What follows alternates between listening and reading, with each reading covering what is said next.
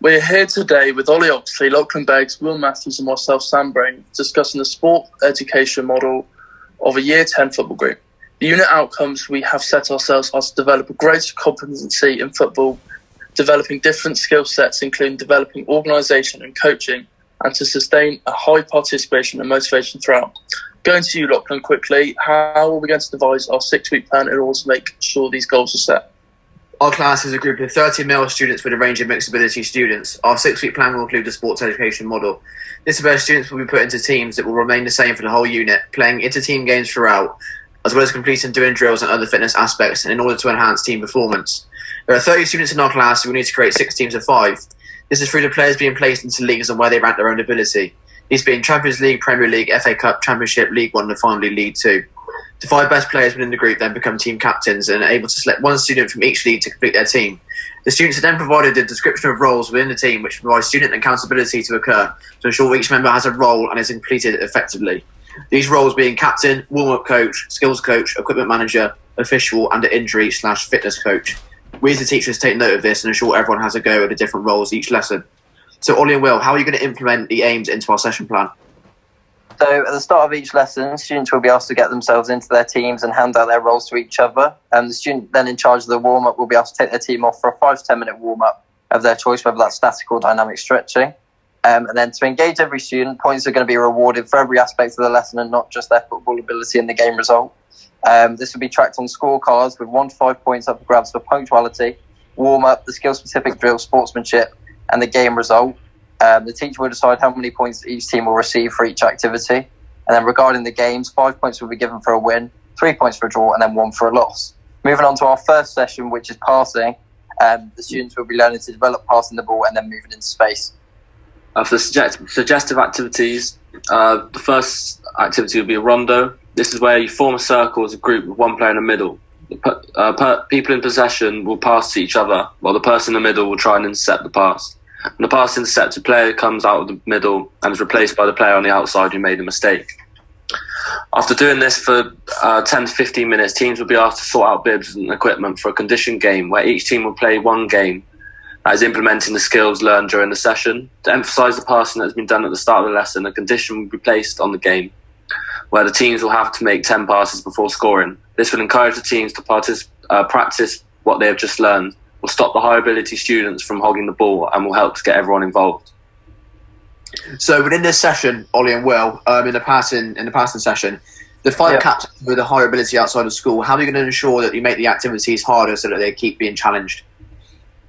So you would increase the length of the passes for sure, as well as making sure they take alternative touches with both feet. And if they're still finding that too easy, then you ask them just to use their weak foot to really challenge themselves. Moving on to session 2, this will be on shooting. The learning outcomes for this session would be to develop shooting by creating space to allow for more time to create a shot. The what for this lesson would be we are learning to successfully shoot at goal, and the will will be what I'm looking for. And this will be students creating space to allow more time for a shot. So the suggested activities for these drills will be using 2 goals. The classes will be split into 2 groups of 3 teams, and then one at a time students will play the ball into a feeder, who they then lay the ball back for a first time finish. And then every 2 shots the feeder will rotate to make sure everybody's getting a go. Points to this drill will be awarded for engagement and success of shooting, as it's going to be led by the teachers. The drill is going to last for approximately 15 minutes. So again, boys, if you've got a striker from outside school who plays maybe in like a academy setup, how are you going to make sure that their motivation is sustained and stayed high if they aren't being challenged enough using a differentiation strategy? So to make these activities harder, during the games, a first-time finish will be enforced, meaning that a player can only score with their first touch, and encouraging students again to pass as well as recreating the layoff scenario within the game.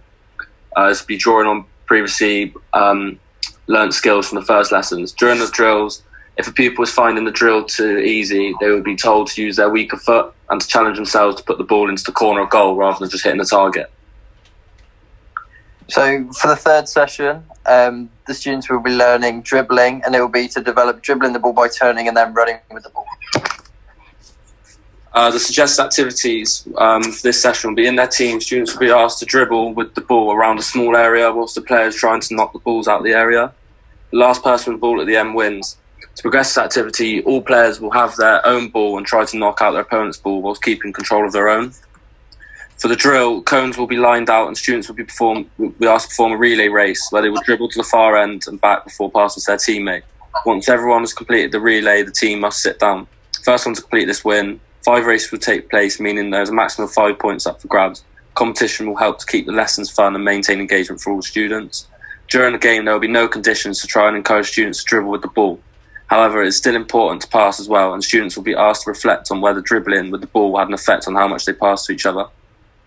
So in contrast to session 1 and session 2, boys, if the students, because we've got a mixed ability class, if the students who are in the set 2 of football, how are you going to make sure that they keep motivation at a high level? So how are you going to make sure that you use differentiation strategies to make it easier? Yeah, so sure. In the dribbling drills, they'll be using cones to dribble around. So in this instance, you can remove some of the cones so the gaps between the cones aren't as tight and give anybody a bit more time and space to make sure they can comfortably get through the cones so they're still motivated to complete the task. Also, in session 1, session 2, session 3, and going on to the next 3 sessions within the plan, how are you going to incorporate feedback after each lesson to know what the students want to work on going into their tournaments? So at the end of the lesson, all the students will be called in for feedback. Each team will be asked what they thought went well and then not so well during the lesson and where they think they could improve on. The scores recorded by the teachers will then be given to the students to record on their own scorecards so they can begin to track their own progress. They'll then be handed back into the teachers to ensure they're filled out correctly. And then it will be posted onto a league table, which can be seen in the changing rooms, and they'll be updated after every single lesson. Moving on to session 4, this will be on creating space. The learn outcomes will be to develop running with the ball and covering ground with speed. So the first suggested activity for this would be to introduce driving into space, would be a simple 2 attackers versus 1 defender drill. This activity should allow for a simple overload, allowing pupils with less confidence to succeed and enjoy. And then for the second activity, it will be a 3 attacker versus 2 defender drill, make it slightly more challenging for the people that are finding that slightly too easy. So also in this drill, creating space might be something that lower ability students in football might not grasp straight away. So how are you going to start off at a lower level to make it easier for those guys to grasp that task? Well, for sure, in the 3v2 scenario, you could remove an extra defender. If the teams are struggling to score, so everybody feels like they're succeeding, so a simple 3v1, the person who maybe not be so confident on the ball will have a lot more time to shoot. So moving on to session 5, it will be the condition games. So learning outcomes will be to develop the skills learned over the last 4 lessons and progress it into a game practice. As students will be playing matches all lesson, they will be aiming to develop a skill learned over the course of the 4 lessons thus far. The first part of the session will be 20 minutes of 3v3 games to help develop skills learned in small-sided games before moving into larger 5v5 games. The second part of the session will be 5v5 games. Points will be given to teams that are implementing their chosen skill well in the game scenario. Also, how are you going to use differentiation strategies? Because this is like quite a competitive game environment through a conditioned game. How are you going to make sure that the players who are at a high level are still being challenged to ensure their motivation are high? So players who are still trying to challenge themselves should be trying to aid their teammates in their positioning, as well as ensuring they're implementing their team's chosen skill very well and making sure they're encouraging everybody, especially if they're the captain of that team.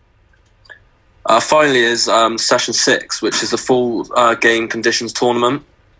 The learned outcomes will be to implement all the skills learned over the past 5 lessons and progress it in this game. All students will need to show knowledge on different roles within the team and will be awarded points on that basis.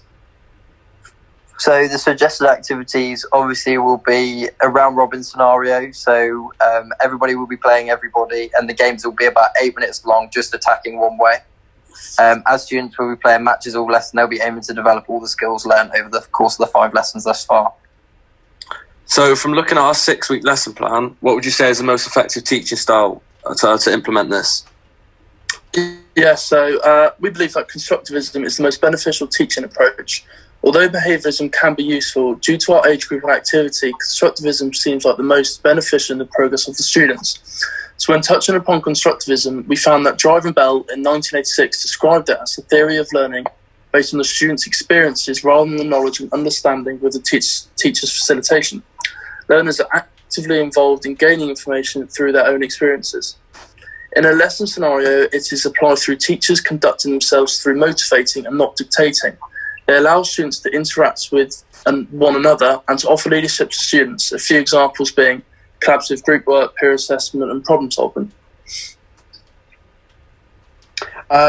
So Sam, in this section, what would this look like in our actual 6-week session plan?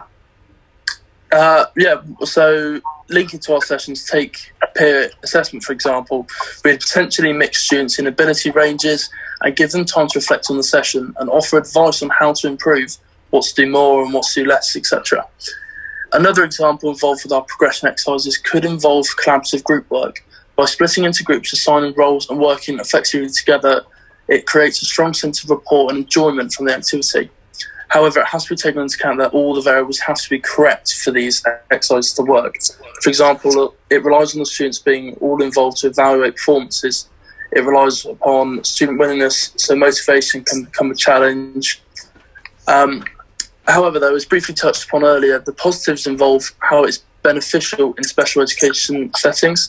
For example, the inclusion in the exercises.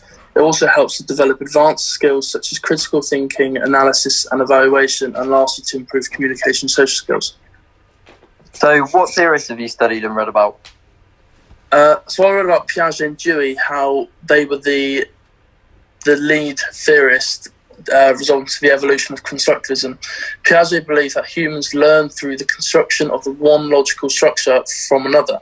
He said how the logic of children and their modes of thinking are initially entirely different from those of adults. The implications of this theory and how he applied them have shaped the foundation of constructivist education. Vygotsky elaborated on this theory and introduced the social aspect of learning into constructivism. He defined a zone of proximal learning according to which students solve problems beyond their actual development level, but within their level of potential development, under guidance or in collaboration with more capable peers.